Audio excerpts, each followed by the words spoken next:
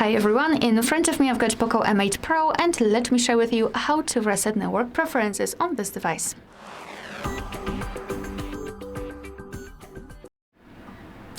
So let's start with opening the settings, and here we have to scroll and find more connectivity options. Then let's scroll down and localize the option Reset Wi-Fi, Mobile Networks and Bluetooth.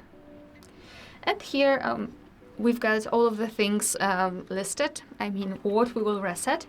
So the same things which are listed right here in the heading, but all right. Let's tap on Reset Settings. Here we've got the information that this might take several seconds and you are not able to undo this action.